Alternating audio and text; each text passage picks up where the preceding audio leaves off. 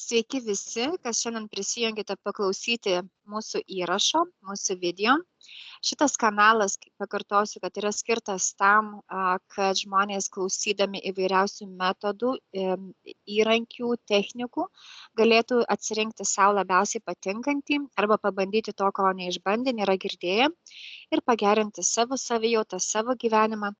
Ir šiandien aš turiu labai įdomią pašnekovę, kuri papasakos apie tokį galbūt dar Lietuvoje nelabai įprastą metodą. Tai yra Vilija. Tai gal Vilija, sveiki. Sveiki. Ir paprašysiu jūsų papasakoti, tai kas čia per tokią naujieną Lietuvoje, galbūt kai kurie pirmą kartą girdės, tai kas yra tai, kuo jūs užsiemate? Šiaip šis metodas vadinasi neurofeedback angliškai. Tai aš buvau pirma praktiškai, kur ir verčiau apie tą metodą į lietuvių kalbą, tai įvedžiau tokį terminą kaip neurogrįžtamasis ryšys, neurogrįžtamo ryšio metodika. Arba NGR sutrumpintai, bet ne visiems čia tai buvo aišku, paskui kažkaip tai jau kaip išpopuliarėjo, tai labiau toksai terminas neurotreniruotė, tai gal taip kaip paprasčiau skamba, gal ir aiškiau. Bet šiaip pati metodika tai yra neurogrįžtamasis ryšys. Yra biogrįžtamasis ryšys ir neurogrįžtamasis ryšys. Neurogrįžtamasis ryšys yra dinaminis ir linijinis, irgi yra du kaip tokie šakos. O ką reiškia linijinis ir dinaminis? Linijinis tai daugiau tas klasikinis, kaip prasidėjo, jisai daugiau gal medicinoje naudojamas, nes,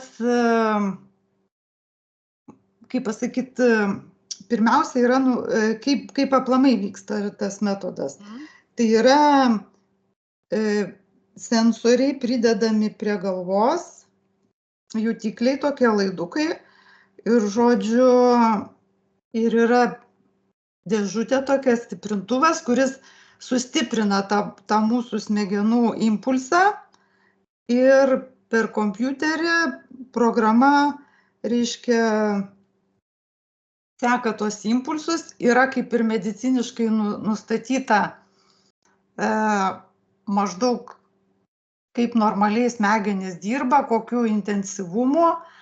Ir vat ta programa kompiuterinė, jinai išskaičiuoja, kurioje vietoje ne taip, sakykime, sąlyginai ne pagal normą dirba smegenis ir toj vietoje nutraukia muziką, garsą. Tai va, tai čia yra dinaminis, todėl kad realiu laiku ir grinai pagal mūsų smegenų darbą vyksta tas grįžtamasis ryšys. Ir čia mes nieko nesiunčiam, kaip sako, jis yra neinvazinis, švelnus, toks natūralus, kadangi kaip ir nėra to žmogiškojo faktoriaus. Jisai tiesiog impulsus nurašo, o žmogus tai tik tai, kaip sako, klientas sėdi fotelį ir klausosi muzikos tokios meditacinės ir ausinėse girdi tos tokius pertraukius, bet tai va čia ir gaunasi ta informacija per garsą, jisai gauna, mūsų pasąmonė gauna informaciją per garsą, kad jinai kažkaip netaip dirba mūsų smegenis ir jos tvarkosi atitinkamai palaipsniui.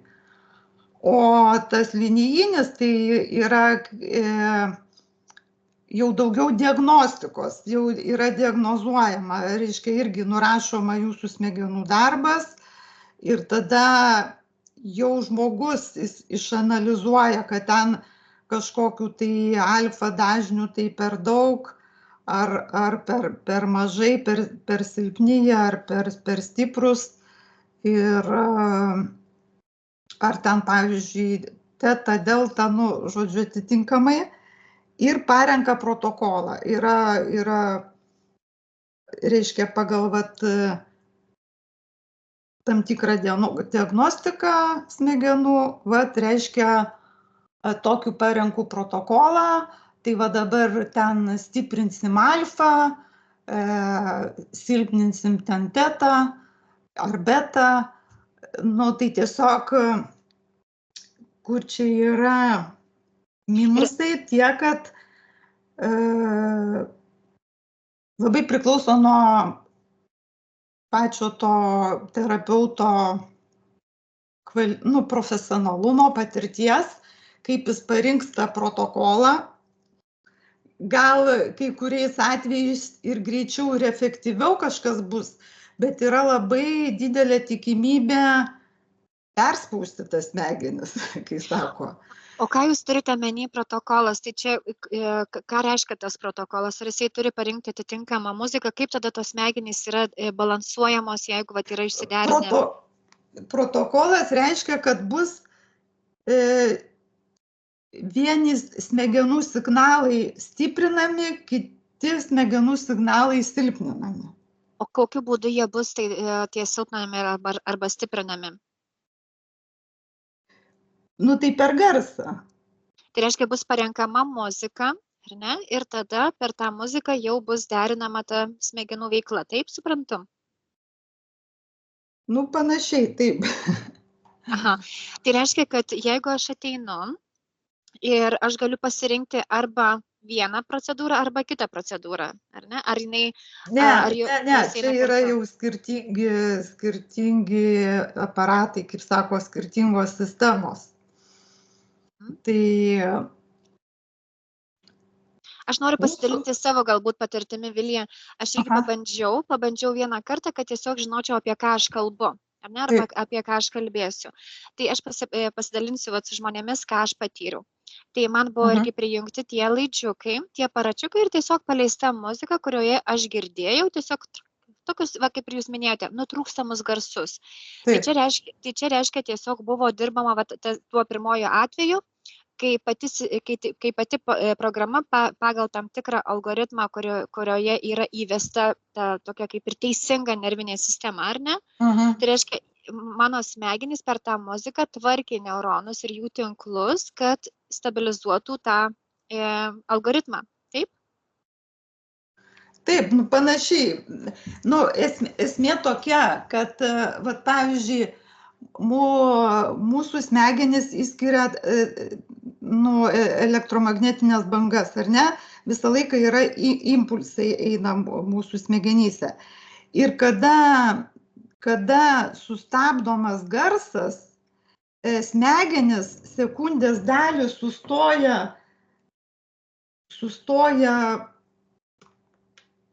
daryti tai, ką jos įprastai darė.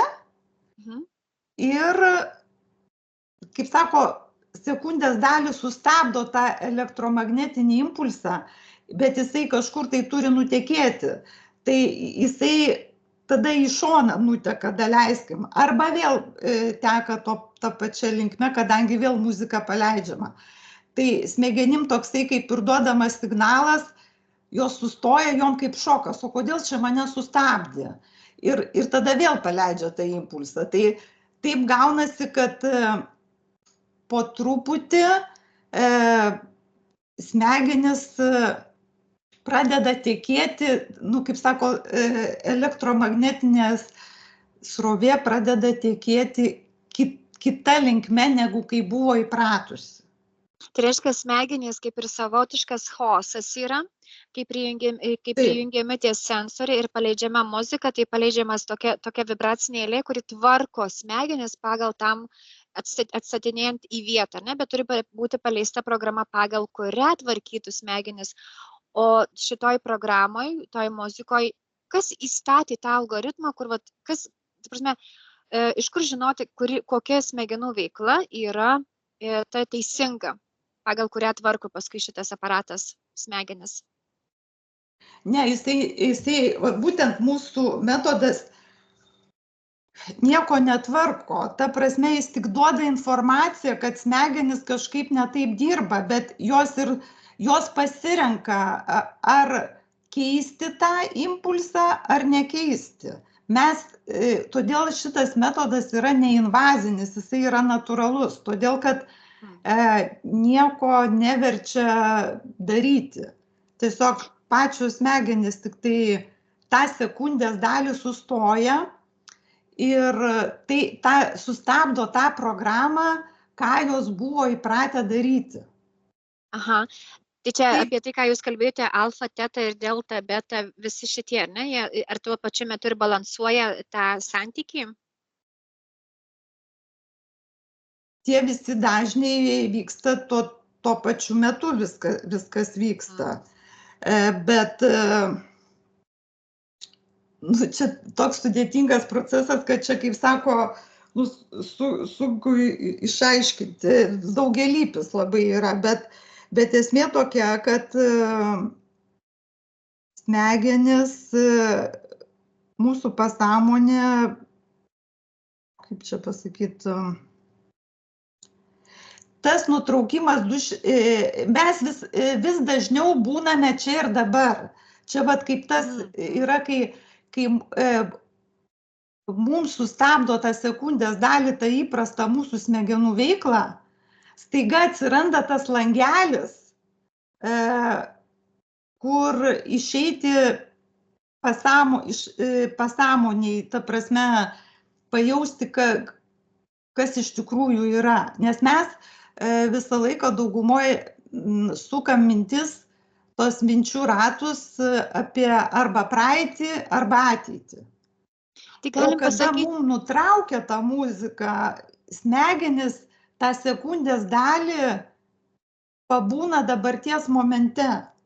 Čia kaip kūdikio smegenys, vaiko smegenys, kuris visą laiką yra čia ir dabar. Tai reiškia, kad mums nutraukia tą, kai mes pradedame išvažiuoti iš jau to teisingo kelio į praeitį arba ateitį, kaip sakot, ir vėl grąžinamos į dabarties momentą. Tai gal mes, Vilija, eikime per kažkokios pavyzdžius ir tada pasižiūrėsime, galbūt daugiau žmonėms bus, kaip čia suprantama, apie ką mes kalbėsime. Tai su kokiam problemom, pavyzdžiui, žmogus gali kreiptis į jūs, kad galėtų panaudoti šitą neurofeedbacką? Šitas metodas tinka visiems profilaktiškai praeiti, ta prasme, nes tvarkosi viskas, kas susiję su centrinė nervų sistemos darbu,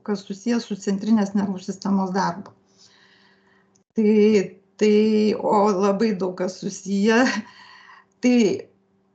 Ir mes už tai, mums netiek svarbu, kokia ten diagnozė, ar emocinė problema, ar fizinė, ar psichologinė, nes tvarkosi, kaip sako, viskas palaipsniui. Gali būti, kad aš, pavyzdžiui, ateinu su problema su depresija, bet mano tvarkomi galbūt visiškai, nes depresija jau yra kaip pasiekmė, tai reiškia, tas aparatas, tie dažniai tvarko priežastį, o ne pasiekmę, taip? Taip, labai, taip teisingai, nes esmė kaip yra. Nuo mūsų elektromagnetinių impulsų smegenyse priklauso biochemija. Nuo biochemijos priklauso hormonų gamyba. Nuo hormonų priklauso emocijos. Nuo emocijų priklauso mūsų, kaip sako, būsena. Tai va čia ir yra tas neuroninis ryšys ir yra, kad kokie pas mus vyraujantis elektromagnetiniai impulsai, tokia pas mus vyraujanti biochemija, taip gaminasi hormonai, pagal tai mūsų emocijos. Mes galėtume taisyti savo smegenis nuo kito galo, kaip sako, tvarkyti emocijas, tada keisis hormonų gamyba, keisis biochemija, keisis smegenų ryšys. Yra ir toks variantas, bet tai yra sunkiau jau padaryti sąmoningai, kai sako, tas savo emocijas stabdyti, bet va čia galbūt ir veikia tada va tie emociniai paleidimai, tai va iš to galo veikia, suprantat? O mes kaip tik veikiam, kaip ir vat gerai pasakėt, kad priežastį, nes elektromagnetinės bangas jau keičiam, balansuojam ir automatiškai kūnas balansuojasi ir emocijos. Ir nuo kokio amžiaus jau galima pradėti naudoti šitą aparatą? Oi, kaip aš, praktiškai, nežinau, nuo 8 mėnesių iki 80 metų. Aha, iki grabo lentos. Taip. Supratau. O Vilija, sakėt jūs, kad jūs buvot pirmoji, kuri Lietuvoje šitą tokį naują metodą įnešėte. Prieš kiek metų tai buvo? 2000 kažkur nuo 10, praktiškai 2011-2012 jau pradėjom dirbti. Prieš tai, kaip sako, kokius metus ten ruošėmės, mokėmės. Tai praktiškai nuo 12 metų turbūt, ar nuo 11 panašiai. Tai maždaug jau 12 metų tai jau yra pasiekiama ir Lietuvoje. O kur jūs galima rasti, kuriame Lietuvos gale? Šiaip mes ir Kaune ir Vilniuj pagrinde mūsų šeima dirba, nes mes šitą metodą aš ieškojau pagalbos savo sūnui dėl nerimo sutrikimo ir tai ir radau šitą metodą ir, kaip sako, paskui pasižiūrėjom, kad čia ir mums labai gerai buvo, kai sako, nori pagydyti vaiką, tai pradėk nuo savęs. Tai pamatėm daug pokyčių ir savo gyvenime, ir elgesį, ir būsenose. Tai dabar sūnus dirba Vilniuje, o mes su vyru dirbam čia Kaune. Tai jisai, reiškia, pirmiausia savo padėjo ir dabar padeda kitiems, jiems tas nerimas pasibaigė, naudojant šitą aparatą? Taip. Ir kiek laiko užtruko, kad pagyti nuo nerimo? Šiaip skaitoma 30 seansų, toksai bazinis kursas, kad jau būtų ilgalaikis poveikis. Ir kaip dažnai reikia daryti tuos seansus? Kaip galima ir kasdien daryti. Pradžiai rekomenduojama dažniau daryti, kad greičiau, kaip sako, tas poveikis prasidėtų, transformacija ir taip, kad, o šiaip optimaliai 2-3 kartai per savaitę, bet nerečiau kaip kartą per savaitę. Ir kaip, pavyzdžiui, jeigu žmonės susidomėtų jūsų šituo aparatu, tuo metodu, tai kaip reikėtų jūs susirasti, kad kontaktus, kokius jūs turite, ar kažkur, ar tai Facebook'e, arba yra jūsų puslapis, kur galima jūs rasti? Šiaip turim internetinę svetainę neuroharmonija.lt arba Facebook'e irgi neuroharmonija įvedus galima rasti.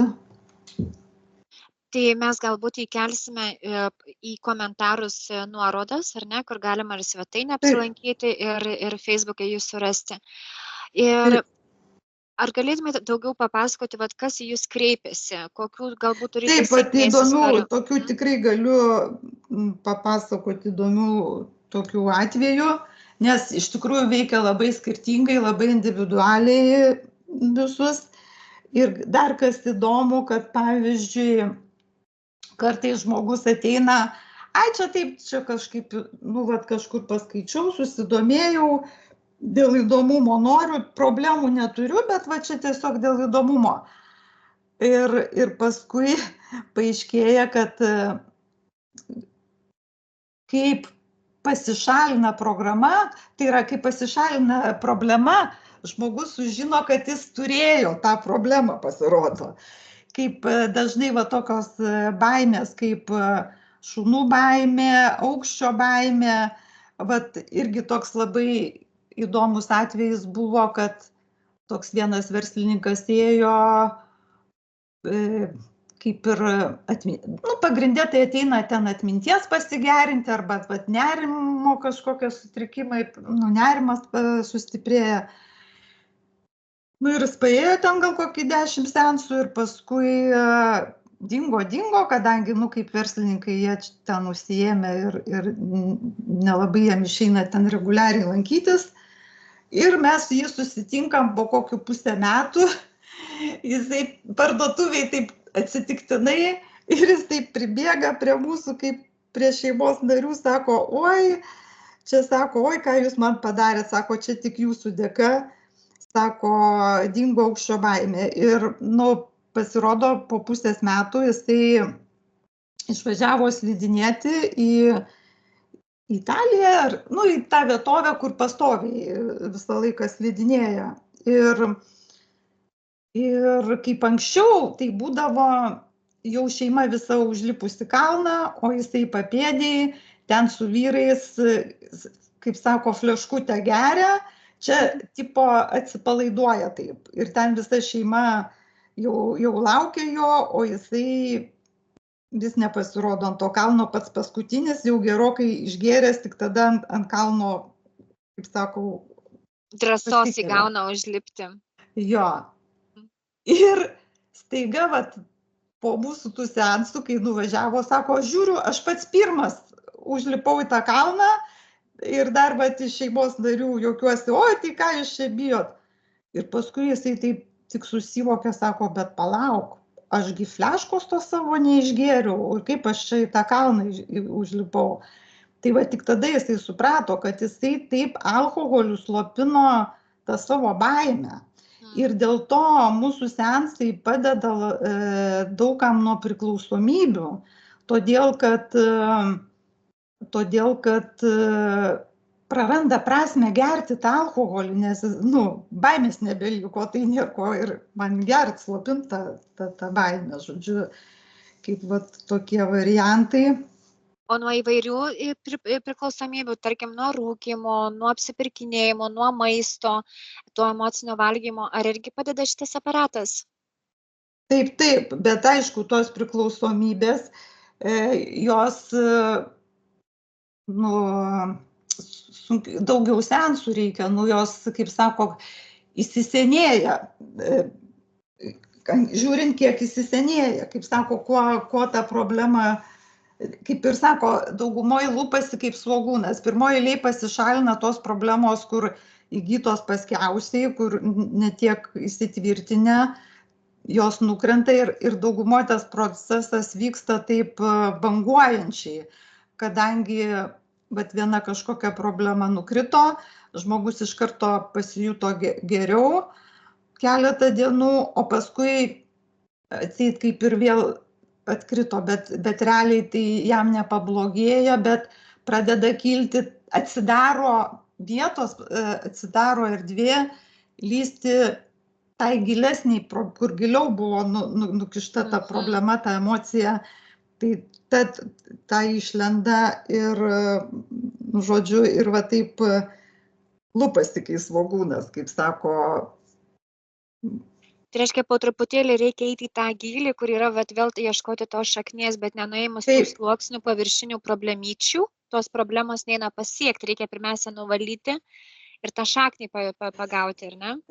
Jo, idealiu būdu, bet labai įvairiai, kartais pasiseka, kaip mes sakom, vyksta tas stebuklas, jeigu pasiseka iš karto tą, kaip sako, šaknį išrauti, tada įvyksta tie stebuklai tokie, kaip depresija praeina. Depresija praeina, kaip, čia irgi atėjo mama su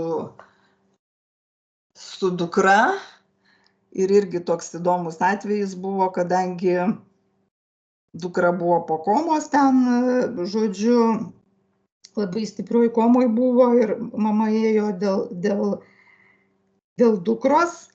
Bet mūsų toksai tikslas iš tikrųjų buvo įsigyti 2 aparatus, nes labai pastebėjom, kad galėtų mama su vaiku eiti, nes daugumoje mamos atveda vaikus nes man tai čia jau per brangu, man čia nebūtinai reikia, bet va dėl vaiko, grinai ateina dėl vaiko, bet realiai mes matom tą tokį stiprų ryšių tarp mamos ir vaiko, kad kol mama nerimauja, tai tas vaikas dvigubai nerimauja. Nu, kaip sako, vienas nuo kito užsikrečia to nerimu, kai sako. Ir vat irgi buvo labai įdomus toksai atvejis, kai atėjo mama, ten atvedė 11 metų berniuką, nu jam ten mokykloje problemos, gal ten vaikai gal ir tyčiotis ten iš jo pradėjo, nu žodžiu, jam ten visokių psichologinių problemų buvo. Ir mama iš mokytojos išgirdo, kad vat, padeda vaikam šitas metodas. Tai žodžiu atėjo, bet kaip mama, žinai, sako, aš pirmą pati išbandysiu, nu ar čia nepakenks mano vaikui, aš noriu čia pati patirti, kaip čia viskas vyksta. Tai sakom, gerai. Tai žodžiu, jinai atsisėdo, nurimo, o vaikas sėdėjo šalia ant kėdės, bet ant tokios kėdutės, kur, nu tiesiog, nežinau, tokios minimalistinės. Ir sėdėjo šalia mamos, kol vyko seansas. Ir tas vaikas, nu pirmą kartą gyvenime atėjęs iš vis naują patalpą su svetimais žmonėm, turintis psichologinių problemų. Ir staiga, kai mama nurimo, tas vaikas užmigo toj kėdutėj. Geras. Tai man buvo toks akivaizdus pavyzdys, ant kiek mamos va ta įtampa priklauso, nu, kaip sako, vaiko psichologinės problemos priklauso nuo mamos irgi būsenos labai stipriai. Tai man čia toks buvo, sakau, įrodymas. Aha. Tai reiškia, vienu metu gali pas jūsų du žmonės turėti tą vieną seansą kaip mama ir vaikas, ar ne? Ir tie du aparatai yra ir Vilniuje, ir Kaune? Vienu metu gali turėti? Taip. Ir kiek ir ilgai... Plus dar dabar nuomojam, dabar net ir Lietuvoje pradėjom nuomoti tuos aparatus, nes jeigu yra daugiau šeimos narių, tai kad, nu, tiesiog galėtų ir nereiktų važinėti, arba ten, daleiskim, kaip Vilniui, ten dideli atstumai, tai gali išsinuomoti šeimą.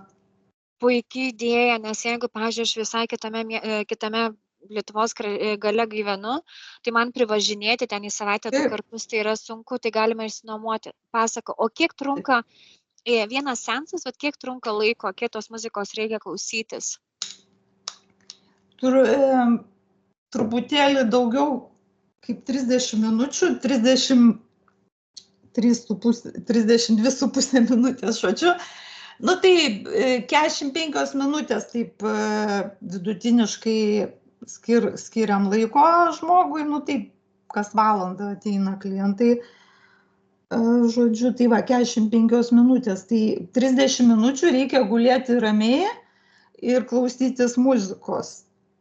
Aišku, mažiem vaikam, tai jie sunkiai išbūna, tai rodom filmukus. Tai žodžiu, ir tuomet tai, kad įsėdėtų ramiai. O tai jie yra ausinės, sugeba su ausinėmis būti ir filmuką žiūrėti? Taip.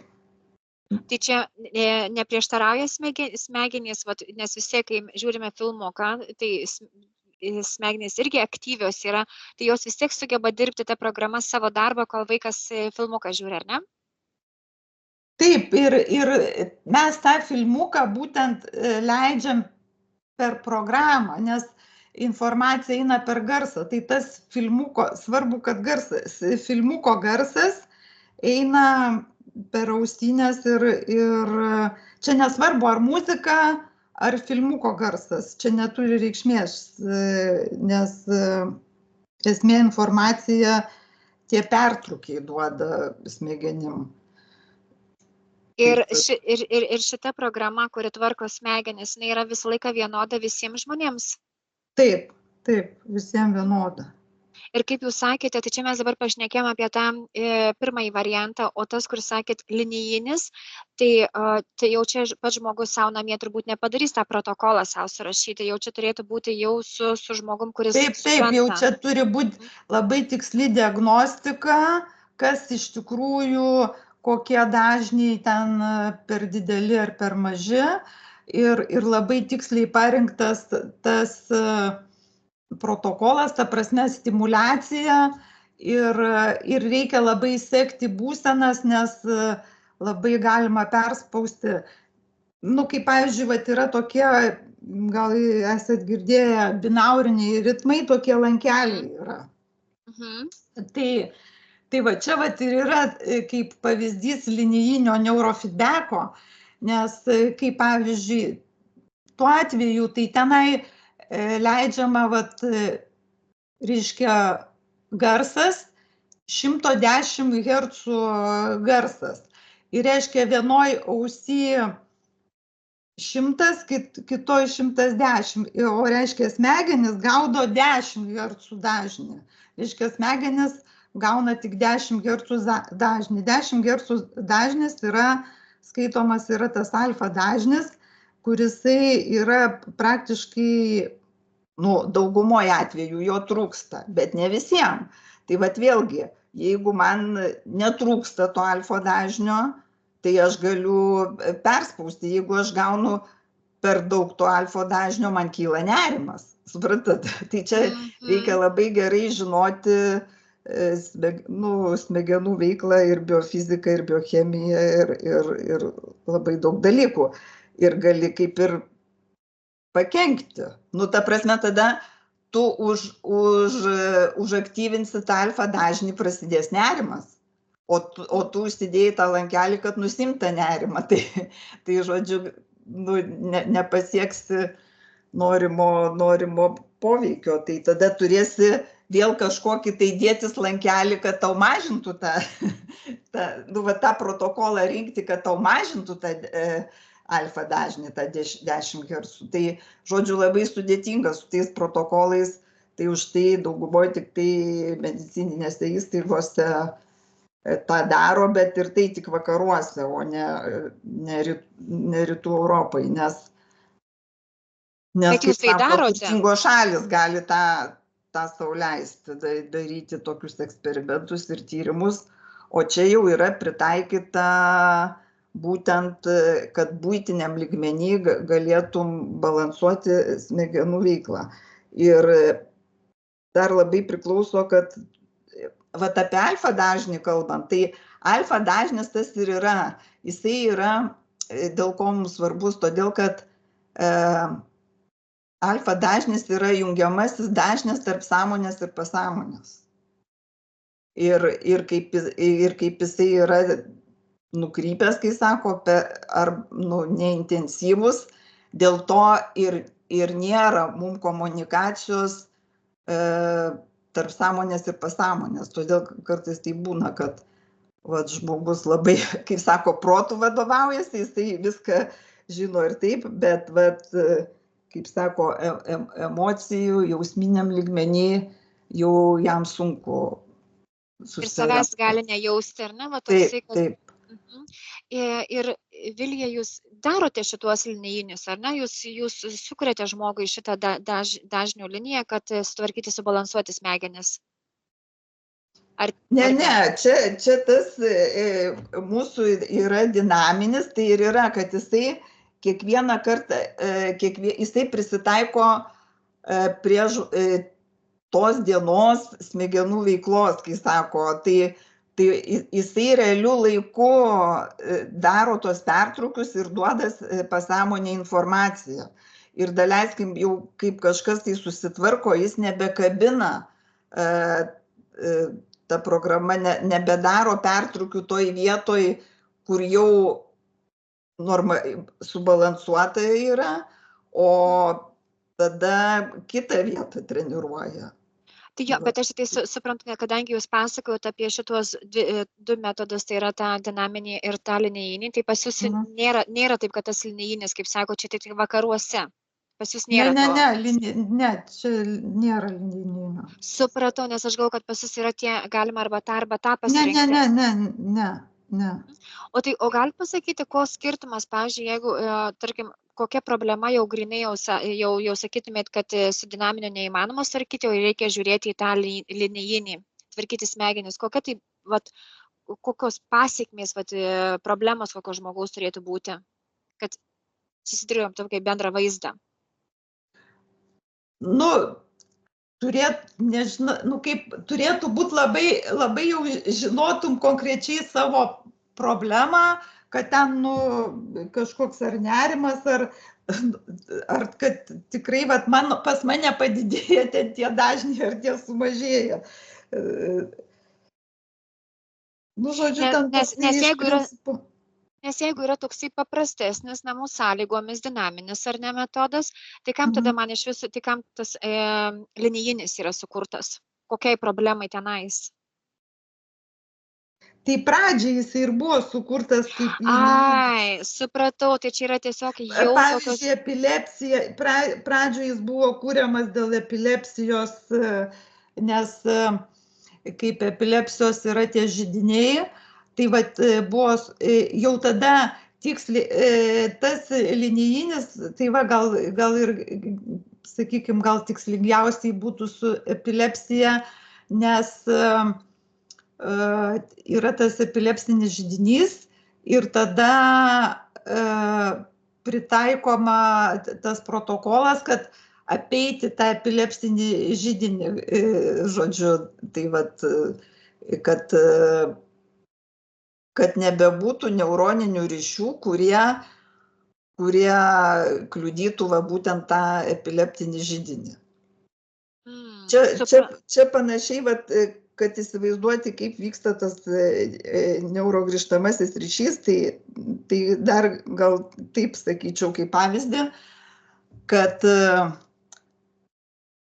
pavyzdžiui, jeigu mes norim įgyti kažkokį tai įprotį sveiką, kaip sako, tai mes 20, kaip yra nustatyta, kad 21 dieną mes kiekvieną dieną turim kartoti. Pavyzdžiui, kaip vairavimas, ar ne? Labai geras pavyzdys, kad 21 dieną mes minimum vairuojam. Ir kaip sako, jau ir tada mūsų smegenis tą įprotį numeta į automatizmą. Ir jau mes dabar paskui, jau kai vairuojam, mes nebegalvojam, kad ką ten spausti, ką ten sukti, ypatingai jeigu yra šitas greičių dėžė, kaip sako, mechaninė, neautomatinė. Tai reiškia, per 21 dieną susikuria stiprus neuroninis ryšys ir jau jį nutraukti reikėtų tada 21 dieną nedaryti nieko, kad nutrūktų jisai vėl susilpnėtų. Tai lygiai taip pat mes dabar per savo gyvenimą labai daug programų tokių darėm kiekvieną dieną. Ir čia su panikos atakom, pavyzdžiui, kaip gaunasi. Tu vieną kartą ten išsigandai kažko, vieną kartą tau atsitiko tas panikos priepuolis parduotuviai, kitą dieną tai tu jau nebeini tą parduotuvę. Tada jau tau įvyko ten kažkur tai gatvėje, tada tu jau bijai išeiti į lauką. Po to jau ir namuose tau vyksta. Tai žodžiu, susidaro toksai labai stiprus tas neuroninis ryšys, kuris tau gali bet kada įvykti, kaip sako, tas priepuolis. O būtent mūsų ta metodika taip ir išrasta, kad sustabdo, tau nutraukia tą tavo tokį ydingą tą ryšį ir žmogus, kaip sako, išsilaisvina iš to. Ir jūs sakėt, kad vaikučiam naudoti, ar ne, kad filmukus paleisti. Tai su kokiam problemom ateina vaikučiai, kad jau Nes aš suprantu, jeigu filmuką žiūrėti turi būti mažo amžiaus, tai kokios problemos tada vaikučiuose? Nu, pavyzdžiui, atėjo 5-6 metų vaikas, nekalbantis.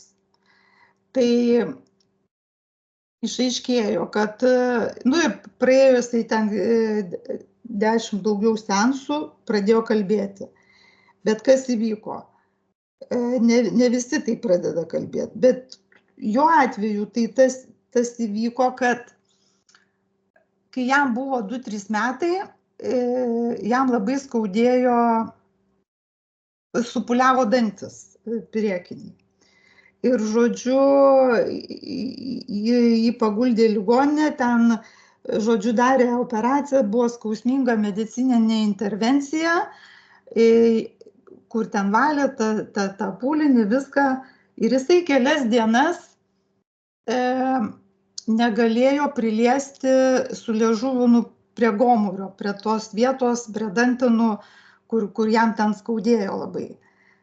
Tai kadangi pas vaikus labai greitai formuojasi tie neuroniniai ryšiai, susijungia tos jungtis, jam susijungia ta jungtis, kad negalima liesti gomurio.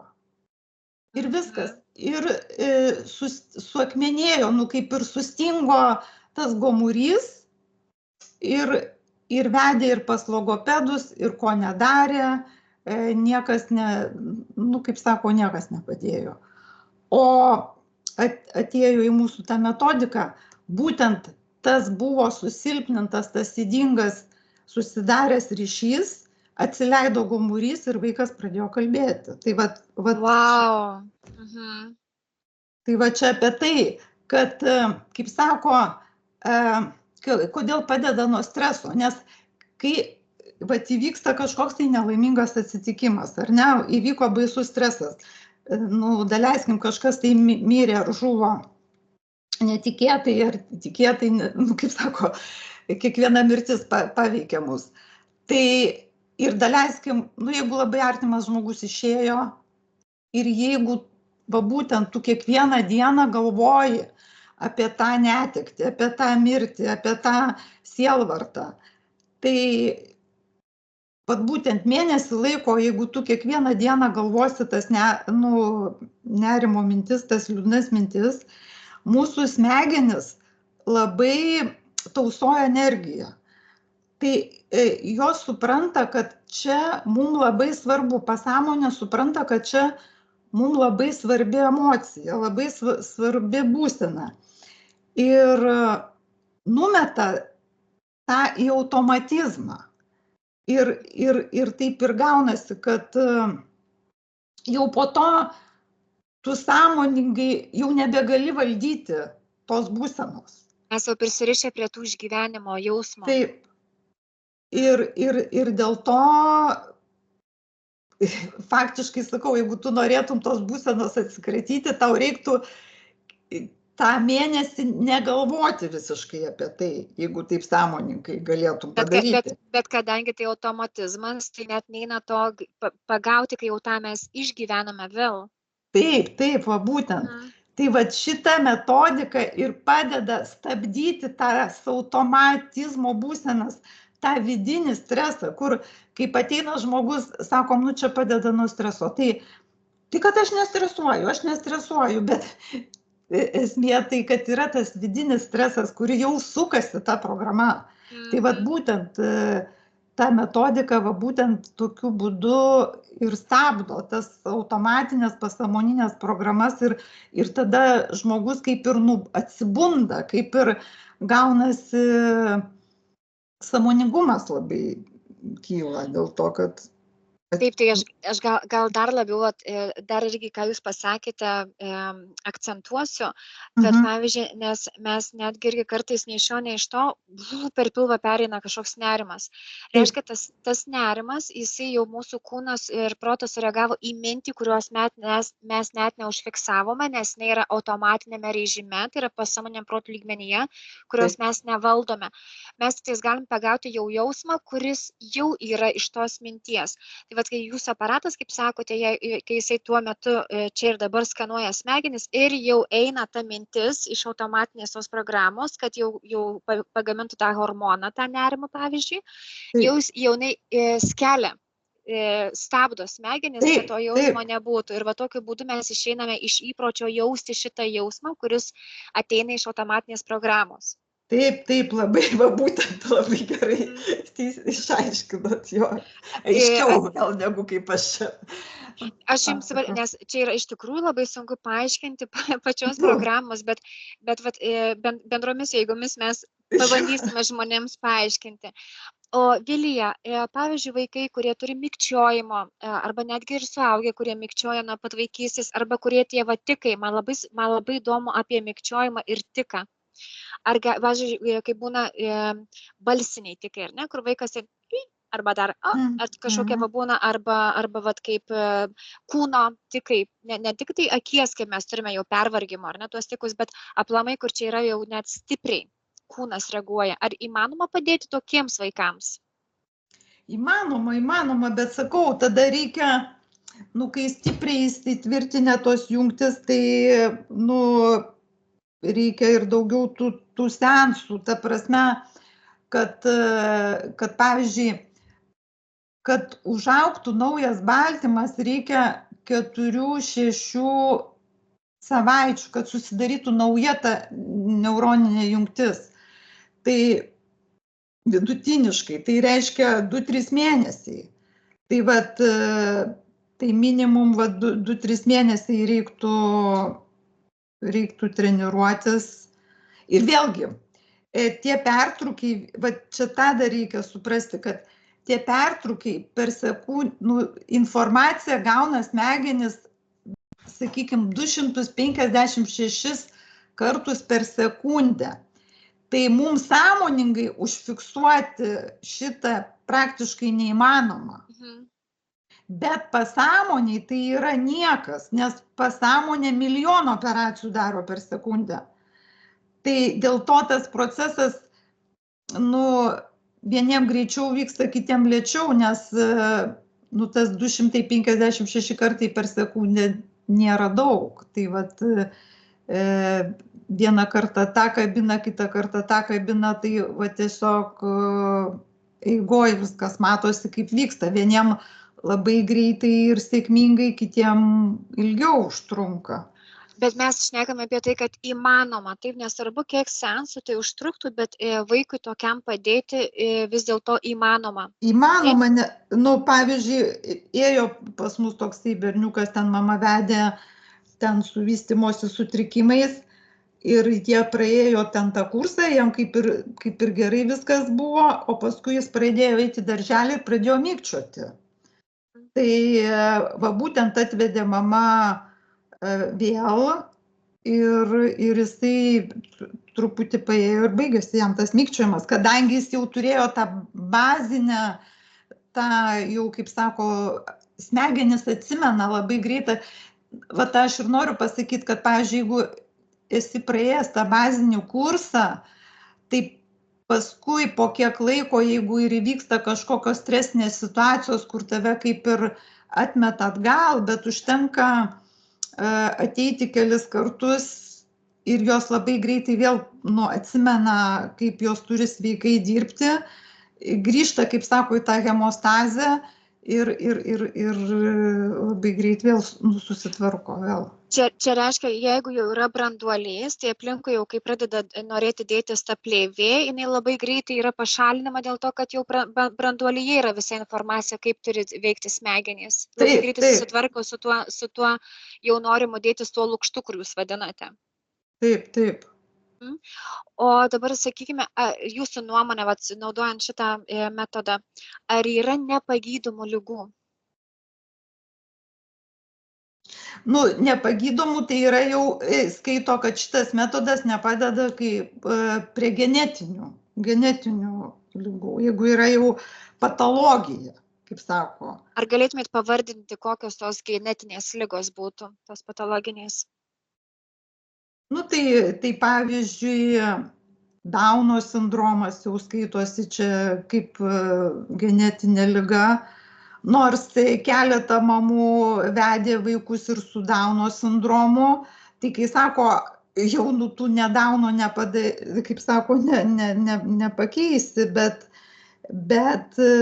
vystymasis pagreitėja, kažkas tai emociškai gal tų tokių iškrovų arba tai tas tik tai pasitvarko, bet kad jau, kaip sako, Daunas yra jau chromosomų, ten, kaip sako, tai jau tų chromosomų nepakeisi.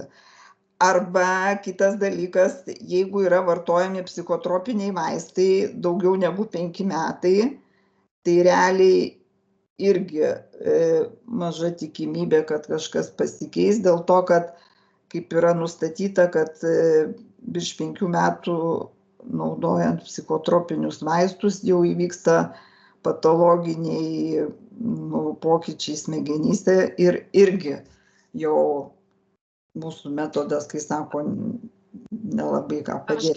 Aš galiu pasitikslinti, jūs turite omenyje narkomanus? Ar ką? Narkomanus ir žmonės vartojantis psichotropinius vaistus irgi yra legalūs narkomanai, kai sako. Aš tikrai prisipažinsiu, aš nelabai žinau tie psichotropiniai vaistai, kurie mediciniškai, tai čia kokie vaistai galėtų būti? Psichotropiniai vaistai tai yra tie, kur slopinantis arba kur, kaip sako, nukeičia smegenų cheminę. Tai čia depresija, kur serga žmonės ir ilgai vartoja psichotropinius? Ir depresija, taip, jeigu serga. Antidepresantai truputį kitaip veikia, bet visien jie irgi, jeigu slopina, tai per ilgą laiką jau vyksta jau fiziologiniai pokyčiai, kurių jau, kaip sako, šito metodu nepakeisti. Kaip, pavyzdžiui, mes bendradarbiaujam su gydytojais, tai pavyzdžiui, kaip daro smegenų encefalogramas, kaip žmogus nuskundžiasi ten ar galvos skausmais ar kažką, su galva, kaip sako, tai kaip peršviečia, jeigu nėra patologinių pakitimų smegenyse, tai jie siunčia pas mus, čia, kaip sako, jeigu tik kad turi būti psichologinis pokytis, tai tada tinka. O jeigu jau yra patologija, jeigu jau yra, kaip sako, įsigimimas arba kažkokie tai, fiziniai tie, kaip pasakyti, simptomai, tai mes jų nepakeisim jau. O sakykit, Vilija, pavyzdžiui, tokie kaip vėžiai, augliai, man labai įdomu, diabetas, pavyzdžiui, 1 tipo, jisai nėra iš šeimos, pavyzdžiui, bet neaiški priežastis. Ar tokios ligos jos yra pagydomos? Ne, čia jau gal daugiau ir eina prie tų jau patologijų, todėl būtent 2 tipo diabetas, tai yra tikimybė, kad susitvarkyti gali, kadangi tai yra nuo streso ir nervinio pobūdžio, kaip sako. Tai tada, kai žmogus nurimsta viską jo ir ta, kaip sako, ir cukraus gamyba jo susitvarko. O vėžiai, augliai vėžiai? Augliai vėžiai nelabai, bet tik tai mes prie onkologijos, tai tik kai būna tas, kaip po narkozių būna tas brain fog, nežinau čia kaip lietuviškai tas, reiškia, atmintis, kai suprastėja, būna nuo chemoterapijos, tai tada padeda, kad, kaip sako, atgaivina tas smegenų funkcijas, kurios galbūt po chemoterapijos kažkas kažkur tai buvo pažeista. O dabar šiais laikais iš tikrųjų moterys turi labai tokių gan paplitę skydliaukės problemų. Ar čia gali padėti šitas aparatas?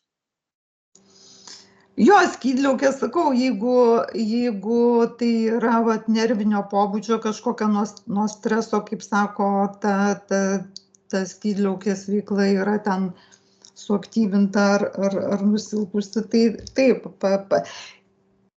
kaip sako, mes negydom, bet tik pagerinam būklę, kaip sako, pagerėja. Arba sėkmingiau gyjimas vyksta.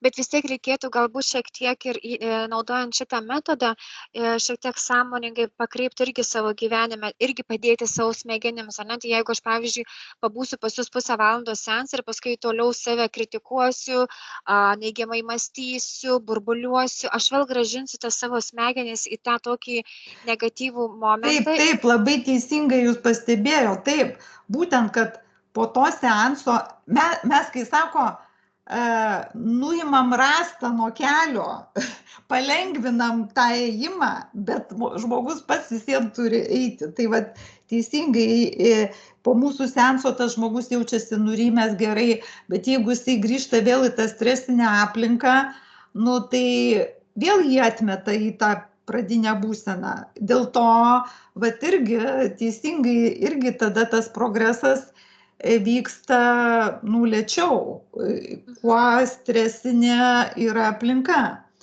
Ir va čia gerai, kaip tik prisiminiau tokį pavyzdį, labai gerą vat, šitą temą, kad, pavyzdžiui, ėjo tokia moteris su panikos atakom.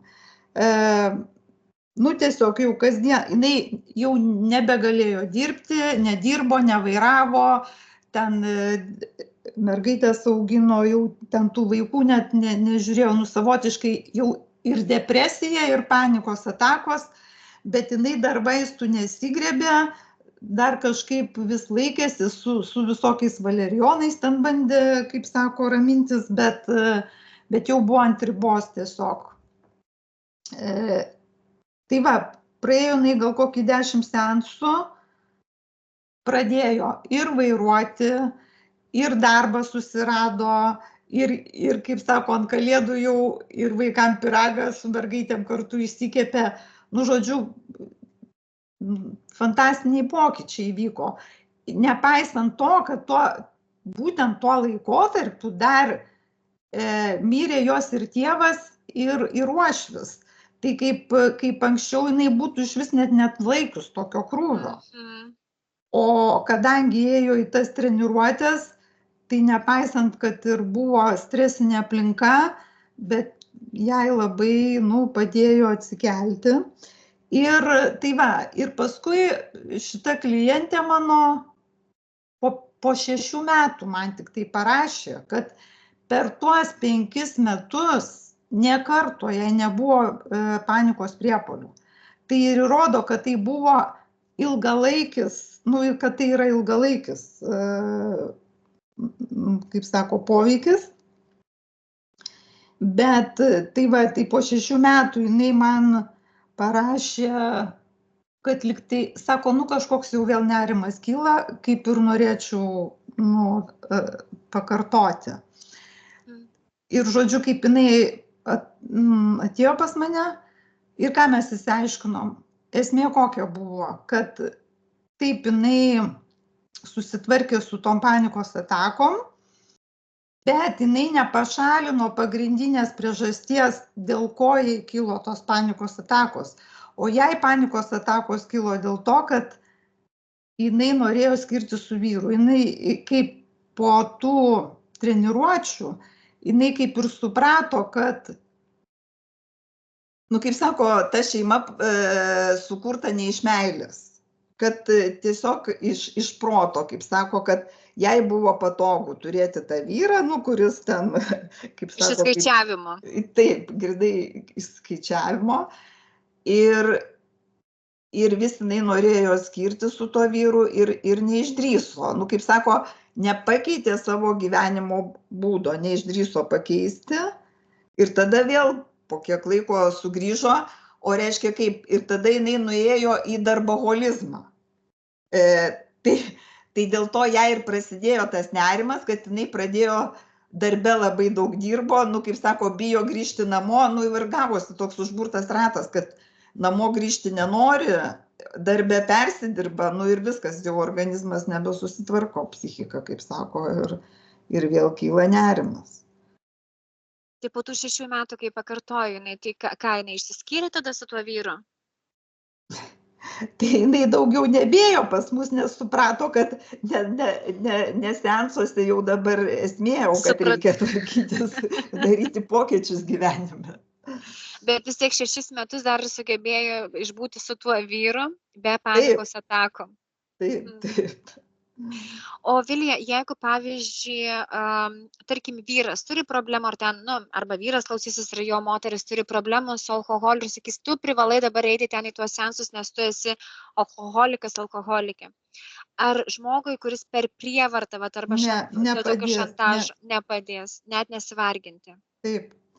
Turėjom nemažai tokių atvejų, kur, pavyzdžiui, daugumoje taip būna su šeimos nariais, kai vienas iš šeimos pradeda eiti, jis labai pajaučia tą pokyčius tos gerus. Jis tokio euforijoje, kad jisai nori visus išgydyti. Ta žinia ir eiktų ir tu, žinai, ten ir ten dažnai būna, kad pradeda vyras eina, tai tada kalbina žmoną, bet, žodžiu, jeigu pačiai žmonai nėra vidinio to poreikio keistis, tai ir neteina. Bet būna įvairių variantų. Vienas toksai irgi įdomus, įsimintinas toksai buvo, kaip mama viena turėjo dvynukus ir iš dvynukų paprastai vienas toks silpnesnis būna, tokių vystymosi būna sutrikimų, tai žodžiu, tą silpnesnį dvynuką vedė į seansus ir tada jo sesuo pabandė, sako, oi mama, man irgi reikia tų seansų, man labai patiko, žinai. Tai ką, tada mama jau tos 2 vaikus vedė, žinai. Bet sako, ir aš labai noriu pabandyti, nes esu labai pavargus ten darbe, daug visokių stresinių situacijų, daug darbo, krūvis didelis.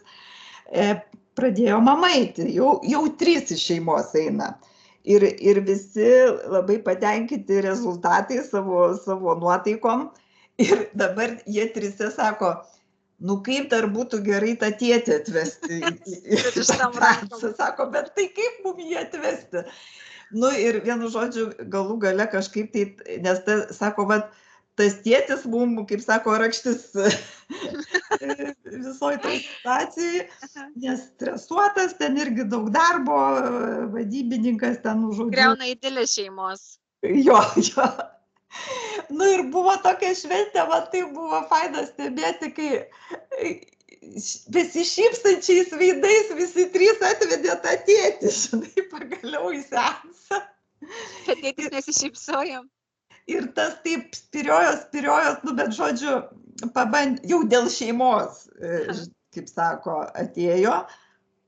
Paėjo jisai tų porą seansų, sako, viskas, sako, užteks čia man mokėti už tos vaikus, sako, aš dabar eisiu. Sako, užteks vaikams, sako, jau jie pakankamai pabuvo.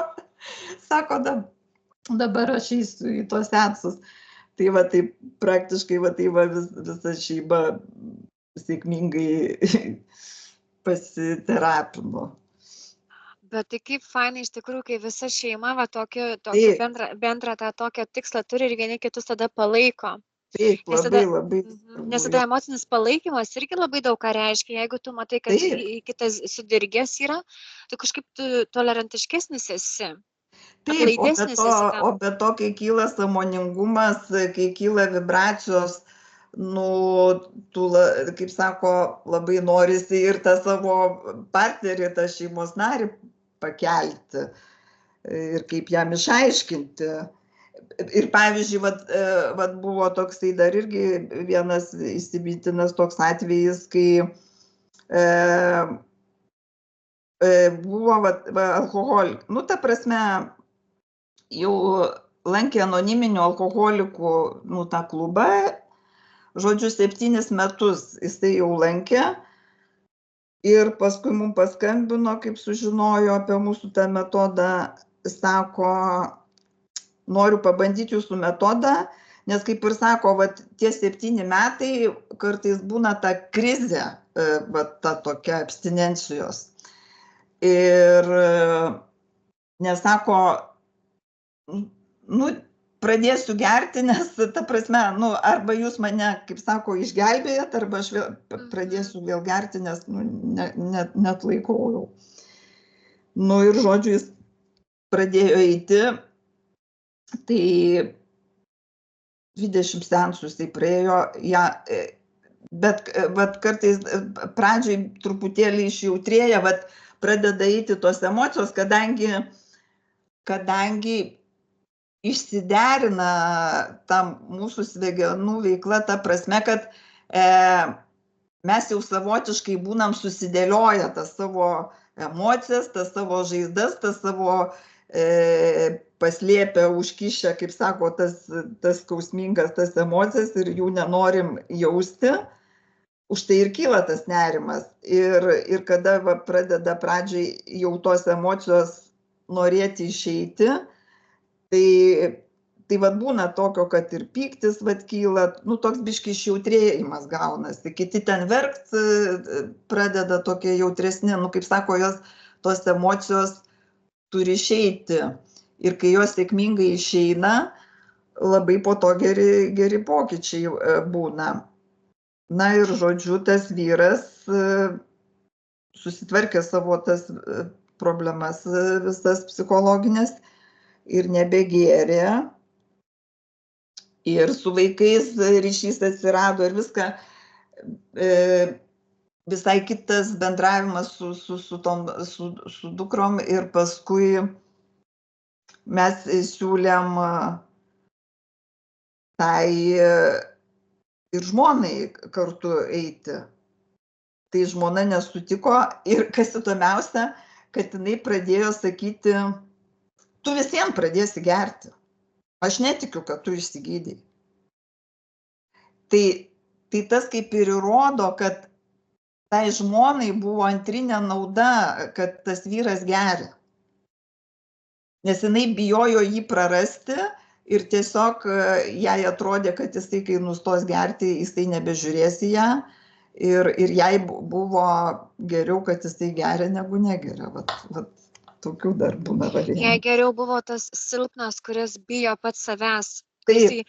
Nes vis tiek, kai žmogus, jeigu 7 metus jisai vis tiek dar lanko tuos anoniminės alkoholikus, reiškia, jisai savim nepasitikė, jisai bijo, kad jisai paslys. Reiškia, jisai netgi negali gyventi to pilnaverčio gyvenimo, nes jisai žongliruoja tarp baimės. Taip, bet kas kaip įdomiai, kaip aišku, ten buvo daug variantų, esmė tokia, kad aišku, jam ta baimė, paskui įsiaiškinom, kad buvo dėl to, kad jį paliko mama, kaip 1,5 metų jam buvo, labai ta didelė buvo ta vaikystės trauma, bet esmė dar tokia, kad ir jisai augo su labai tokiu griežtu ir kontroliuojančiu tėvu. Ir va čia dar kas rodo, kaip priklausomybės atsiranda, kad, žodžiu, kai jis buvo ten kažkur 8 klasėje, jo vaikystės svajonė, nu kaip rašė rašinėlį, kad būti autobuso vairuotoju. Ir kažkaip ten per tėvų susirinkimą ar kaip, ir ten sužinojo tėvas, kad vat, vaikas jo nori autobuso vairuotoju būti, o jisai teisininkas. Nu tai kurgi, čia ne prestižas, ne, tai mano vaikas tai tikrai nebus autobuso vairuotojų, kas čia per nesąmonę. Ir žodžiu, labai griežtai jam nukirto tą svajonę. Tai įsivaizduokit, tai 40 metų vyras, nu paskui, kaip jau po seansų, mes įsikalbėjom apie jo tą vaikystės svajonę. Ir mes sakom, tai tu pabandyk, nu, eik į tą autobusų parką, nu įsidarbink to vairuotojų, nu įgyvendink tą savo vaikystės svajonę, dabar arba jau vėliau nelabai kaip bus. Nu ir žodžiu, ir jisai nuėjo ir įsidarbino to autobusų vairuotojų. Tai po to jisai grįžęs mums pasako, sako, aš pusę dienos verkiau iš laimės, kad aš gavau tą darbą. Tai vat čia dar vienas įrodymas, kad labai daug va, tų depresijų visokių ir priklausomybių gali būti tiesiog savo va, tos vaikystės svajonės įsižadėjimas ir nedarimas tai, ko aš noriu, o vat, grinai tik tai, kas reikia, kai sako. Labai čia irgi graži istorija, priminimas visiems apie savo vaikystės svajones ar paauglystės svajones.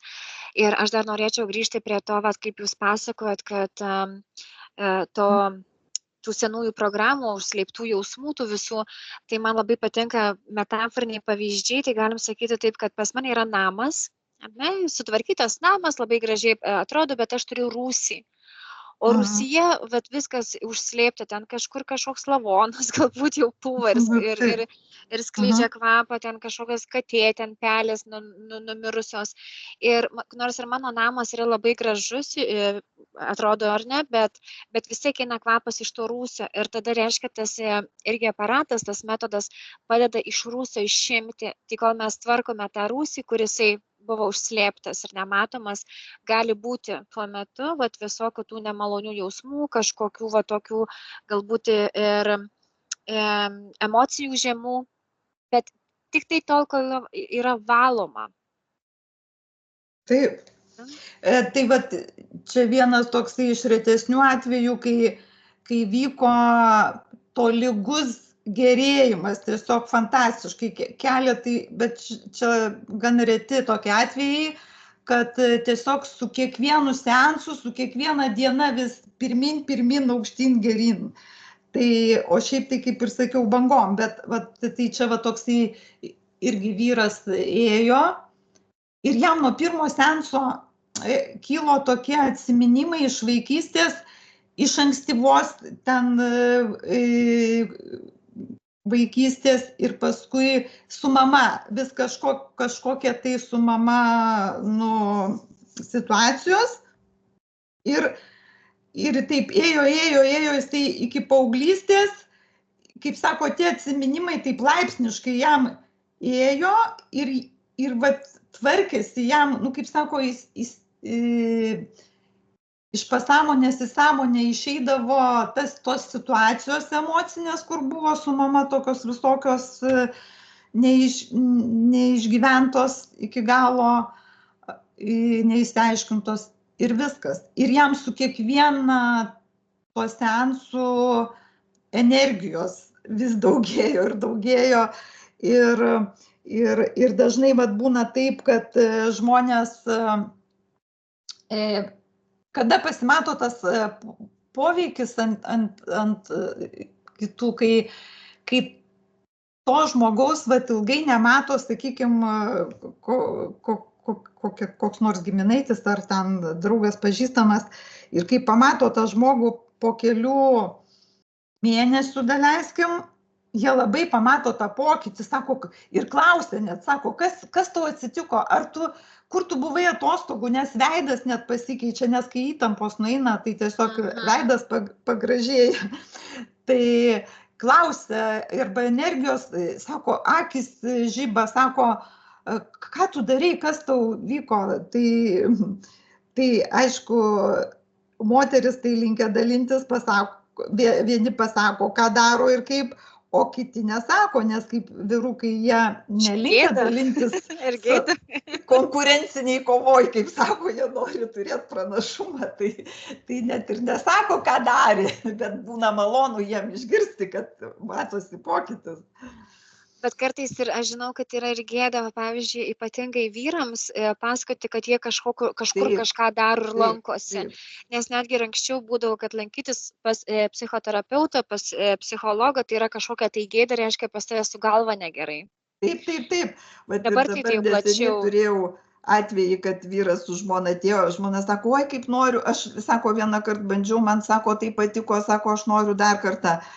O vyrui sakom, tai ir tu gal nori, kadangi du tie krėslai, tai jisai, Ne, tai ką aš ne ligonis, kažkoks ligonis, kad man čia reiktų.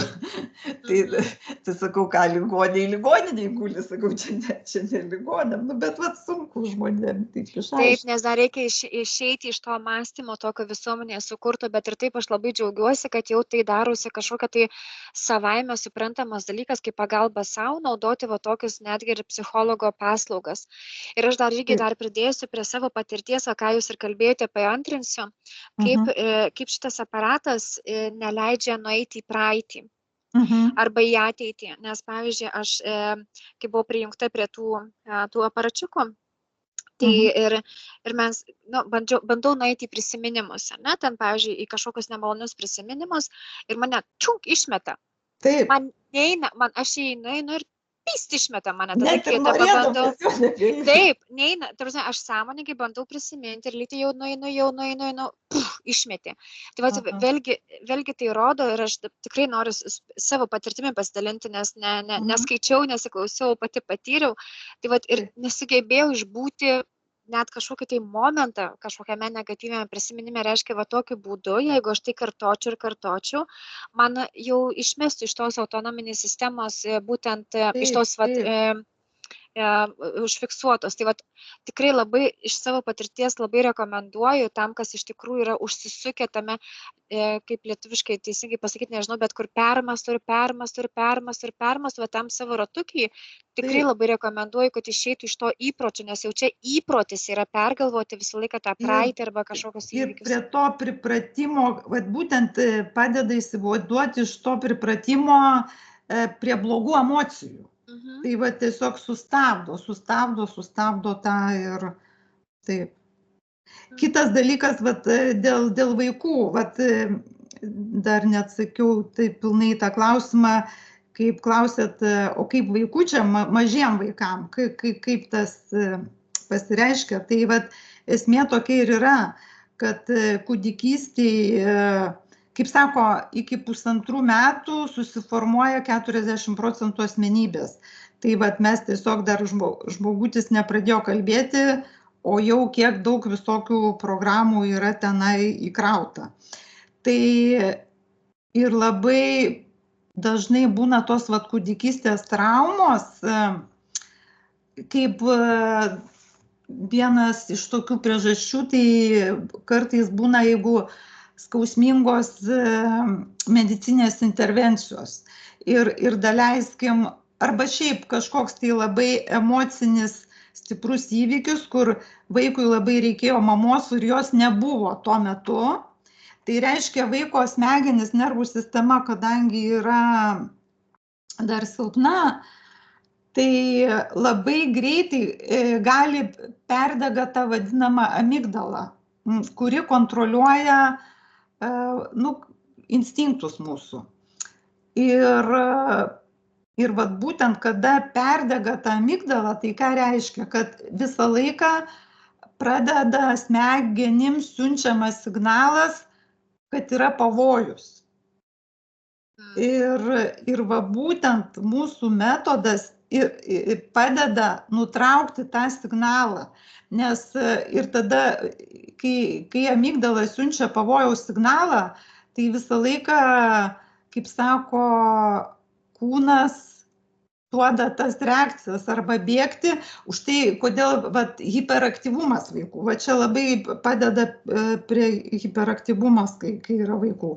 Vaikų hiperaktyvumas dėl to ir atsiranda, kad reiškia, kažkada tai buvo patirta ta trauma, kai buvo perdegė tą amigdalą ir siunčia visą laiką pasąmoninį tą pavojaus signalą. Ir dėl to vaikas gali būti arba labai aktyvus, arba atvirkščiai gali būti neaktyvus, kaip autistai, ten, sakykime, būna tokie be akių kontakto, kaip sako, irgi mamos kampe sėdi ir nieko, tiesiog smegenis nesimoko, nereaguoja į aplinką. Tai šitas metodas dar ir dėl to ir autistam padeda, ir hiperaktyviem vaikam, kad sureguliuoja vėl tą, sustiprina centrinės nervų sistemos tą darbą. Man tai išvis, žinokit, Vilija, skamba taip, kad kiekviena šeima turėtų turėti šitą aparatą, kad palaikytų tvarkingą nervinę sistemą, proto veiklą. Taip, iš tikrųjų, tai mūsų svajonė buvo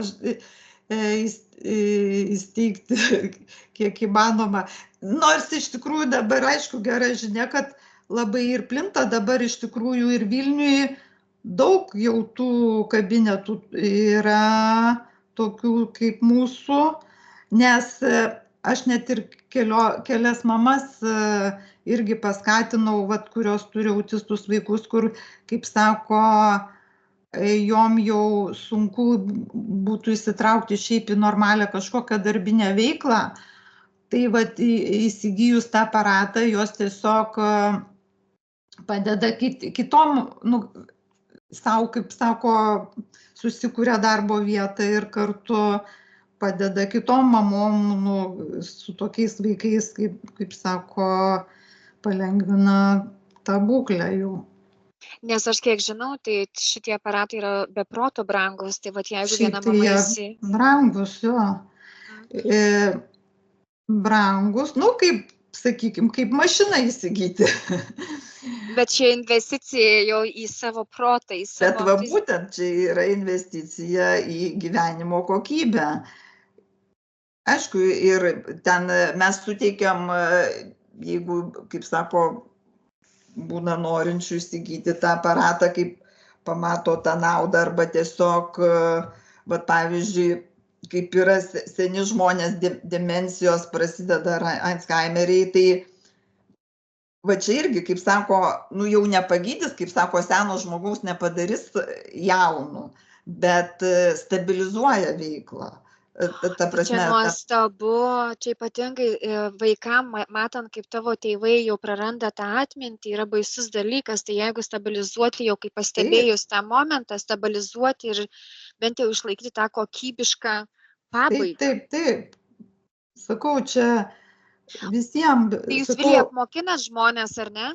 Taip, ir apmokom, ir padedam įsimokėtinai, vat, su mūsų rekomendacija įsigyti, jeigu reikia. Tai čia tikrai labai nuostabi žinia ir iš tikrųjų visi galite kreiptis tada į Viliją, parašyti, jei mes įkelsime nuorodas, kurie galite rasti.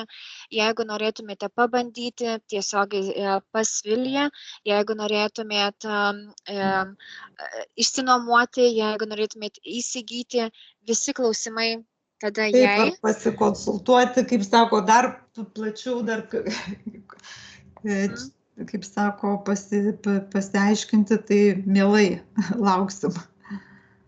Tai ačiū labai už šitą pokalbį, už šitas žinias, geras žinias iš tikrųjų. Ir galbūt jūs norėtumėte dar kažką papasakoti, ko aš galbūt nepaklausiau, galbūt kažkas, ką dar žmonėms reikėtų žinoti apie jūs arba šitą metodą. Tiesiog, aišku, čia daug tų pavyzdžių. Gal dar norėčiau tokį dalyką dar paminėti, kaip žmonės neišdrįsta užsiimti savo privačią veiklą, savo nuosavą veiklą. Tai irgi čia labai po šitų seansų labai sustiprėja tas pajautimas, ta intuicija ir tas užtikrintumas savim ir ko aš iš tikrųjų noriu, ko man iš tikrųjų reikia. Tai tikrai turim irgi tokių labai gerų pavyzdžių, kaip atsimenu, atėjo tokia viena jauna moteris, tokia atrodo kaip tokia pilka pelytė, susirišusi koduką plaukus, taip neryškiai apsirengus. Ir sakau, praėjo ten plius minus 10-15 seansų, staiga ateina raudonai plaukai nudažyti, raudona suknelė, visa tokia energinga, kaip kitas žmogus atrodo. Ir sako, viskas, atsidarysiu savo kabinetą, dabar visą laiką nedrįsau savo ten kosmetikos kabinetą atsidaryti, viskas atsidarė, pradėjo veiklą, super, tiesiog džiaugiamės tais tokiais pokyčiais. arba ten atėjo toksai vaikinas, nu, tėvas atvedė tokį paauglį, juodas, toksai depresyvus, kaip tie gotai vadinami, nu, visas juodai apsirengęs, ten viską. Praėjo kokias 8 treniruotės, aš ateinu, žiūriu, kažkoks vaikinas, baltai apsirengęs, galvojau, naujas klientas atėjo kažkoks, nepažinau, ant tiek išvaizda pasikeitė, baltas visas, nu, žodžiu, visiškai. Tai va tokių tikrai didelių transformacijų esam matę ir tiesiog ir gaunam tuos atsiliepimus tokius nuoširdžius, tai aš net apsiverkiu kitą kartą iš džiaugsmo, kad vyksta tokios transformacijos žmonių gyvenimai, kaip keičiasi. Bet iš tikrųjų, čia dabar, kai pasidalinot šitą istoriją, taigi paaugliai vaikai dar pradeda ieškoti savęs ir jie turi iš tikrųjų didelę ateities baimę ir jų smegenys visą laiką yra ateities baimėje ir greičiausiai va tas aparatas sustabdo, ne, vėl čia būk čia ir dabar. O man tai, aš nežinau, man kažkoks kosmosas yra šitas aparatas. Iš tikrųjų, žinokit, iš tikrųjų, mes su vyru, kai dirbam, mes tokie laimingi, kad atradom šitą, kaip sako, laimė, nelaimė, kaip sako, pergyvenom, kad, kaip sako, pradėjom nuo savo asmeninių tragedijų, o būtent, kaip sako, nėra to blogo, kad neišeitų gerą, o gavosi, atradom tokią tikrai gerą veiklą, nu, suteikiančią pilnatvę. Ne tik savo, bet ir kitiems. Taip. Ir tuo labiau, kad jūs atnešite tą į Lietuvą. Tai nu, tai čia mes su vyru, kai sako, jau tokie mes daug naujovių esame iki tol atnešę į Lietuvą, tokie kaip buvom Lietuvos diplomatai, nes aš irgi daug kur keliavau, tai visur pirmoji, nu, labai dažnai būdavau iš Lietuvos ir kaip sako, vis pasakodavau apie tą Lietuvą, tai žodžiu jau tokia. Jūs kaip lietuviškas tas Kolumbas atradinėjate viską ir rodotės pasaulį. Nu taip, kažkaip jau tenka ir džiaugiamės tuo, kad galim. Tai esu jums labai dėkinga, kad jūs atradote šitą nuostabų dalyką, kad padedate žmonėms, vaikams ypatingai, kurių dar tai laukia. Tai įsivaizduoju, kad jeigu mes būtum turėję tokią galimybę nuo pat vaikystės patirti tą. Taip, visiškai, kaip sako, kaip mano tėvukas sako, būčiau žinojęs anksčiau, tai mano visai gyvenimas gal būtų kitoks. Žinai. Nes mūsų tikrai smegenys šiek tiek iščiuožė iš tos normalios būsenos.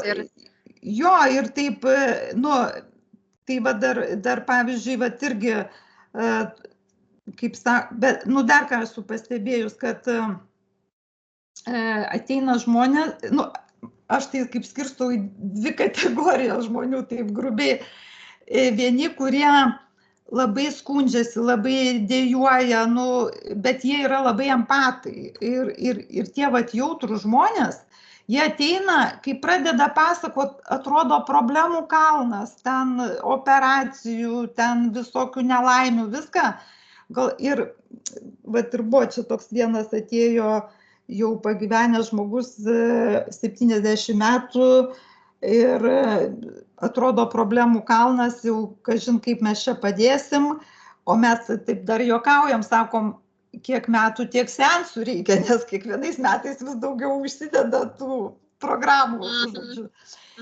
Bet aišku, negazdinam jau žmogaus taip, kad, žinai, ir iš tikrųjų tai gerai, kad taip ir nepasakiau, praėjo 10 seansų, kaip jam greitai viskas susitvarkė. Ir paskui išėjo patenkintas, visos depresijos dingo ir po to atėjo žmona su saldainių dėžė. Sako, ačiū, kad man pakeitėt vyrą. Čia rimtai naują žmogų gavo. Taip, ir arba vieną kartą, bet kas įdomiai su vyrais, taip dažniausiai būna, kad ateina, vienas vyras irgi kažkaip pradėjo lankyti, ir po kiek laiko, žiūriu, ateina su žmona kartu. Ir žmona sako, atėjau pažiūrėti, kokius čia stebuklus su mano vyru darot. Nes sako, jau nustojo gerti, nebegeria. Sako, buvo savaitgalis, negėrė. Ten buvo kažkoks tai, kaip sako, grilius, piknikas. Tai sako, be alaus, tai čia niekaip neapsieina ir dar be kitų gėrimų. O sako, negėrė. Galvo, gal šiaip užėjo. Bet sako, kaip į vestuvės nuvažiavom ir 3 dienas ten buvom ir negėrė. Tai sako, man iš vis tada vau. Tada jau pradėjau suprasti, kad čia kažkas tai jau vyksta. Tikrai. Aš, žinot ką, paklausiu dar paskutinio klausimo. Iš tikrųjų, galbūt tai mažai kalbama yra, bet žmonės iš tikrųjų bijo senti. Ir moteris ypatingai, kurios buvo kažkada labai gražios ir jos pradeda senti, matyti veidrodyje tą grožį blėstantį. Ir iš tikrųjų gali ateiti tokios kaip ir depresijos, kaip ir nerimai. Ar gali padėti, tarkim, nuo tos baimės senti? Gali, manau, kad gali tikrai, nes pavyzdžiui, vienas dalykas, tikrai ateina tas gyvenimo džiaugsmas, ateina džiaugsmas be priežasties, man pačiai. Aš, pavyzdžiui, mano visos klientės, kai aš pasakau, kiek man metų, tai netiki. Nes tiesiog tu prisimeni tą, kaip tu jaunystėje, taigi kas pasikeitė? Niekas nepasikeitė. Bet, kaip sako, su amžium, tu ten jau dedasi tos tokios problemos, kad jau tu žinai, kaip turi būti ir ten taip toliau. O kas trukdo būti džiaugsmingam? Tai sakau, labai tas atsiranda po šitų seansų, būtent labai atsiranda tas džiaugsmas be priežasties. Kaip dar vieną atvejį prisiminiau, kai medikė studentė tokia pas mus ėjo po egzaminų. Jai labai reiškia įtampa, tiesiog po egzaminų jinai nebegalėdavo užmigti, tiesiog tos mintis ten sukdavosi, tie visi. Ir jinai atėjo ir taip skundžiasi, sako, kaip sunku toj medicinoje studijuoti, tie dėstytojai tiek užduoda tų visokių užduočių, kur neįmanoma visko perskaityti, išmokti, sužinoti. Ir, žodžiu, praėjo 10 seansų ir po to man taip prisipažino, kad, sako, aš labai skeptiškai žiūrėjau į jūsų tos seansus, kaip čia jau taip viską taip tvarko stebuklingai. Bet, sako, plus kaip ir medikė dar norėjau pasižiūrėti, kaip čia viskas veikia. Ir sako, pirmą kartą, sako, aš išėjau į Laisvės alėją ir, sako, žiūriu, gėlės žydi, šilta, kaip gera. Sako, toks džiaugsmas mane apėmė, aš pamačiau tą pasaulį, kaip sako, naujom akim. Ir sako, bet tai palauk. Bet man užduočių ir tie dėstytojai tai nepasikeitė, bet pasikeitė mano požiūris į visą tai. Ir tai čia irgi labai svarbus momentas būna. Nes iš tikrųjų pas musgi natūraliai yra tokia kaip ir funkcija, kad mūsų smegenys gamintų tuos visus laimės hormonus, bet jeigu yra sutrikusi kažkokia tai funkcija, mes negauname, mūsų kūnas ir protas mūsų negauna to ten ar tai dopamino, arba kito to laimės hormonų ir tada mes pradedame jausti tą nepasitenkinimą netgi ir pačiam gyvenimui, gėlės nebežydi, jos nebeskaniai kvepia. Taip, ir užsiveli ant to, kaip sako, vis gilyn ir gilyn, taip. Ir tada, kai nuėmė tie sluoksniai, smegenys grįžta į natūralią funkciją ir tada vėl atkuriama gamyba šitų laimės hormonų, kurių, kaip ir jūs sakote, gyvenimo džiaugsmas be priežasties, nes tai yra natūrali funkcija. Taip. Man labai patiko jūsų metodas, jūsų informacija, jūsų žinios, aš nežinau, atrodo kaip kažkokį tai saldainį gavus, naują saldainį, kurį taip norisi dalintis su visais. smagu, kad galėjau bent kiek pasidalinti. Iš tikrųjų, tikrai žinių turiu labai daug, bet, kaip sako, priklauso nuo situacijos, ant kiek tu gali jas atskleisti. Tai kai kada geras pašnekovas ir klausovas, tai tada geriau gali atsiskleisti. Tai jeigu kažkas bent kokį klausimą turėtumėt Vilijai, rašykite po šituo įrašu, aš stebėsiu, prašysiu galbūt, kad ir Vilija tada atsakytų, jeigu kažkam atrodot, kad naudinga šitą informaciją apie šitą metodą išgirsti, dalinkitės įrašais. Tai visai nieko nekainuoja nusiųsti nuorodą. Galbūt kažkam padėsite vaikui, paaugliui, suaugusiam žmogui, savo senam tėčiui, mamai arba kažkam tais. Taip. Dalinkitės gerą žinią.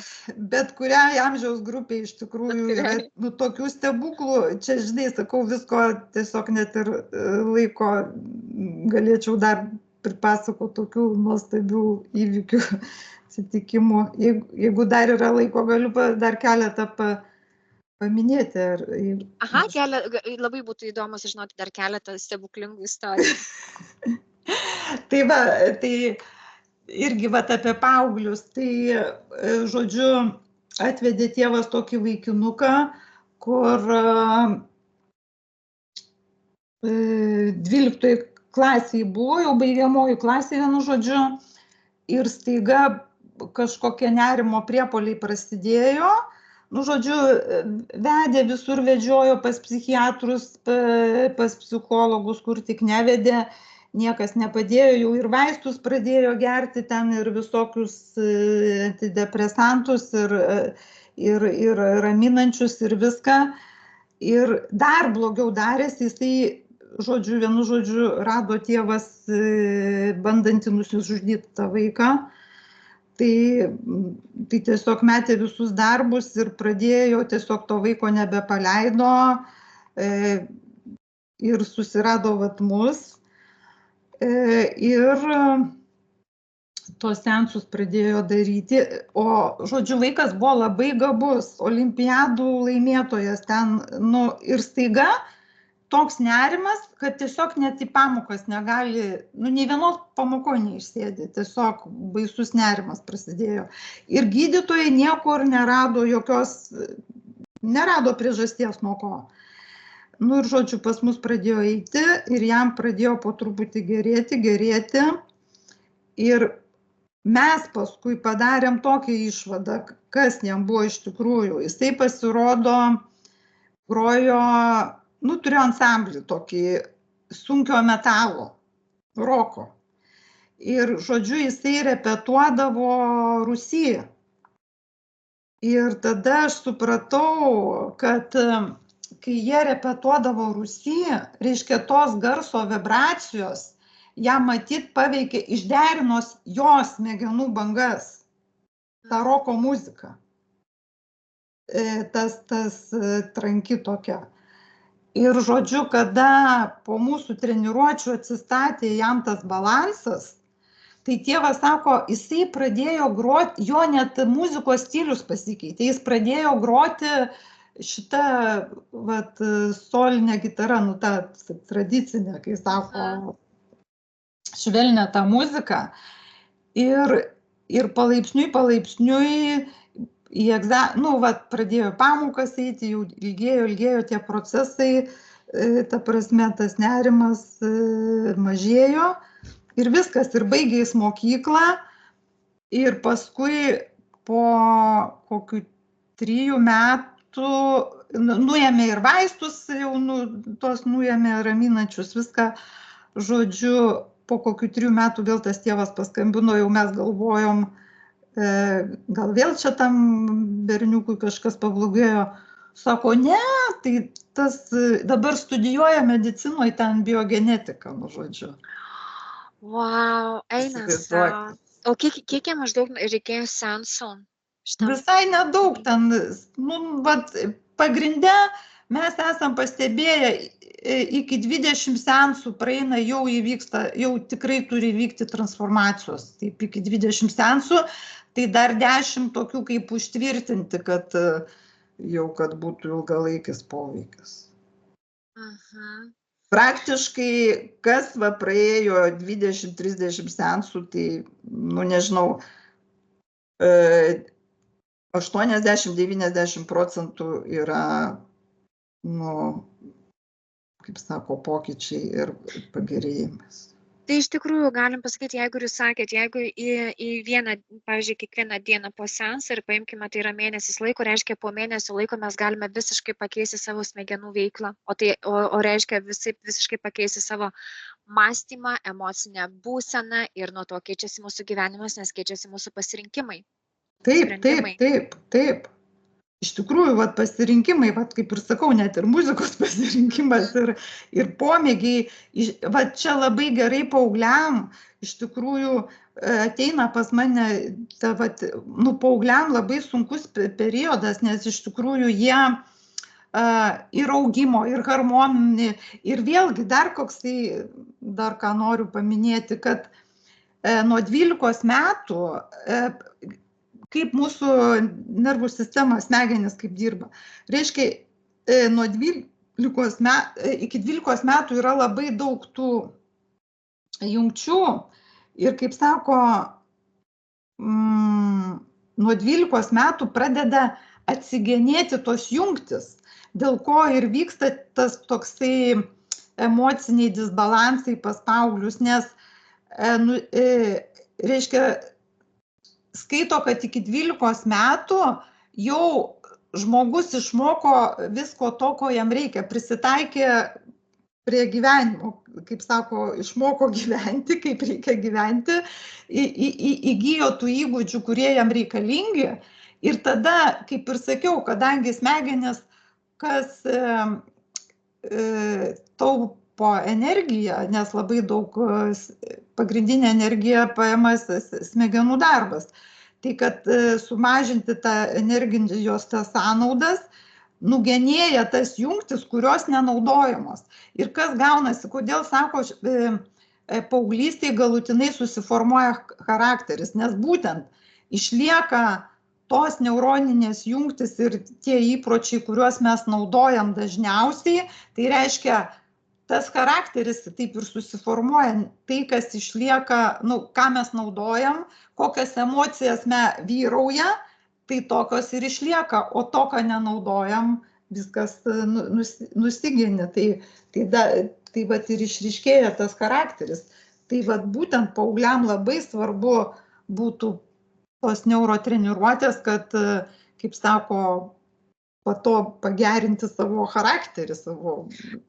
Tai čia netgi galėčiau ir atkreipti dėmesį, kad yra labai svarbu ypatingai paaugliams, kokią muziką klauso. Ir ne tik galbūt netgi paaugliams, bet aplamai žmonėms, nes vėlgi tai yra dažnis, tai yra bangos, kurios tiesiogiai eina į smegenis, ar ne, ir jas arba disbalansuoja, arba jas balansuoja. Taip, muzika labai svarbu irgi. Kokį dažnį jūs pasiūlytumėt rekomenduoti, pavyzdžiui, klausytis, tarkim, jeigu YouTube yra kažkokia, ne, kurie dažniai naudingiausi žmogaus smegenims? Šiaip tai skaito, jau tradiciškai Mozarto muzika yra patys, jau taip, nesuklysi niekada klausydamas Mozarto muzikos. Mozarto muzika, skaito, kad gydo, net ir knyga, man atrodo, apie Mozarto tą muziką. Skaito, kad Mozarto kūrinių patys tokie geriausi, pozityvūs tokie dažniai, kaip sako. Aha, bet aš žinau, kad tikrai ne visiems patinka Mozarto muzika, o ką galima būtų pasirinkti, nes dabar labai daug yra įvairiausių muzikos rūšių, kur yra, pavyzdžiui, tas pagrindas kažkoksai hercas, ar ne? Tai kokius hercus geriausiai būtų rinktis? Čia tai vėlgi, žiūrint, čia tai dar atskira tema, galėčiau papasakoti labai daug, nes mes dar ir turim atsivežę diagnostiką iš balso. Ir, pavyzdžiui, ten padarius į mikrofoną reikia įkalbėti tokius 3 testukus ir pagal jūsų balso tas vibracijas galima nustatyti, kokių dažnių jums, kaip sako, kokių per daug, kokių per mažai.